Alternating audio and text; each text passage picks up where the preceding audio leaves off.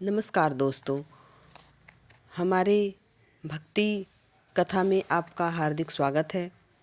तो आज हम सुनेंगे श्रीमद् भागवत गीता श्री कृष्ण उपदेश देते हुए अर्जुन को, जिसमें हमने अध्याय 1 और श्लोक 2 की स्तुति करते हुए हम उसके व्याख्याओं को आपके समक्ष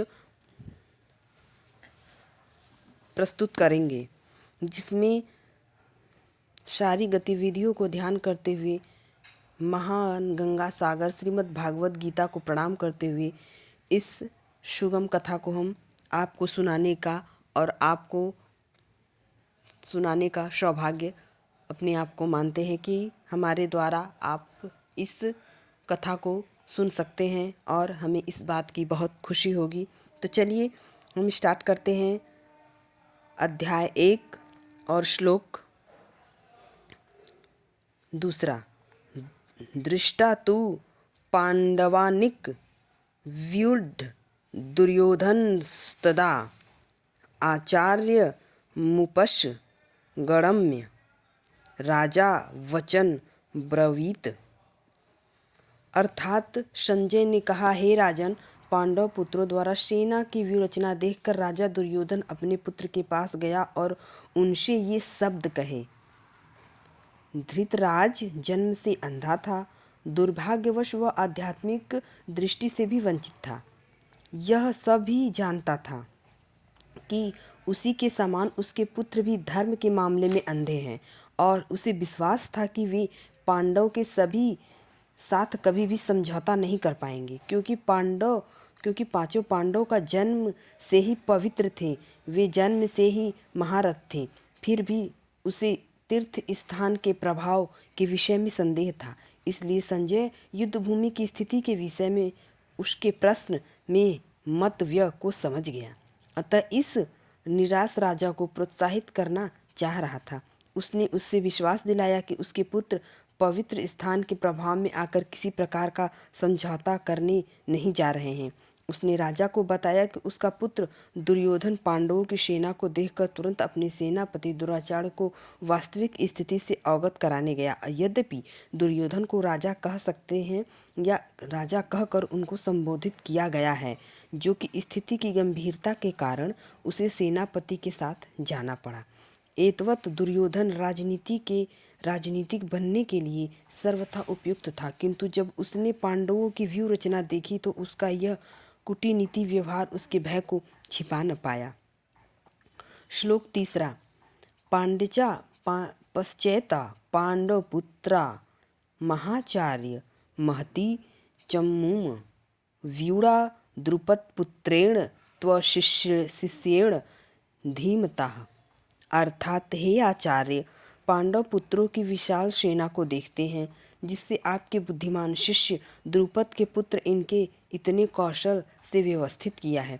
इसका तात्पर्य यह है कि परम राजनीतिक दुर्योधन महान ब्राह्मण सेनापति द्रोणाचार्य के दोषों को इंगित करना चाहता था। अर्जुन की पत्नी द्रौपदी के पिता राजा द्रुपद के साथ द्रोणाचार्य कुछ राजनीतिक झगड़ा तथा इसके झगड़े के फलस्वरूप द्रुपद ने एक महान यज्ञ संपन्न किया, जिसमें उसने एक ऐसा पुत्र प्राप्त होने का वरदान मिला जो द्रोणाचार्य का वध कर सके। द्रोणाचार्य इसे भली भांति जानता था, किंतु जब द्रुपद का पुत्र धृष्टद्युम्न युद्ध शिक्षा के लिए सौंपा गया तो द्रोणाचार्य ने उसे अपने सारी शक्तियों के रहस्य प्रदान करने में कोई झिझक नहीं हुई। वह धृष्टद्युम्न कुरुक्षेत्र की युद्धभूमि में पांडवों का पक्ष ले रहा था और उसने द्रोणाचार्य से कला सीखी की थी। युद्ध उसी के आधार पर उसने यह व्यूह रचना की थी। दुर्योधन ने द्रोणाचार्य की इस दुर्बलता को इंगित किया, जिससे वह युद्ध में सजग रहे और समझौता न करे। इसके द्वारा वह द्रोणाचार्य को यह भी बताना चाह रहा था कि कहीं वह अपने प्रिय शिष्य पांडव के प्रति युद्ध में उदारता न दिखा बैठे। विशेष रूप से अर्जुन उनका अत्यंत प्रिय एवं तेजस्वी शिष्य था। दुर्योधन यह भी चेतावनी दी कि युद्ध में इस प्रकार की उदारता से हार हो सकती है। श्लोक 4। अत्र शृणु महेश्वा भीमा अर्जुन शमा युधिष्ठि युयुधनो विराटश्च द्रुपद महारथ, अर्थात इस सेना में भीम तथा अर्जुन के समान युद्ध करने वाले अनेक वीर धनुधर हैं। यहाँ महारथी युयुधान, विराट तथा द्रुपद हैं। तात्पर्य है कि यद्यपि युद्ध कला में द्रोणाचार्य की महान शक्ति के समक्ष धृष्टद्युम्न महत्वपूर्ण बाधक नहीं था, किंतु ऐसे अनेक योद्धा थे जिसके भय था। दुर्योधन इन्हें विजय पथ के अत्यंत बाधक बताता है, क्योंकि इसमें ये प्रत्येक योद्धा भीम तथा अर्जुन के समान दुर्जेय था। उसे भीम तथा अर्जुन के बल का ज्ञान था, इसलिए वह अन्यों की तुलना इन दोनों से करता था। श्लोक 4 अध्याय 1। धृष्टकेतु चेकितान काशीराजस्य वीर्यवान पूर्किच्चु नित्य भोजस्य शैष्य नरपुंडव। अर्थात इसके साथ ही धृष्टकेतु, चेकितान, काशीराज, पुरुजित, कुंतीभोज तथा शैव्य जैसे महान शक्तिशाली योद्धा भी इस रणभूमि में प्रस्तुत थे। श्लोक 6 युधाष्टु विक्रांत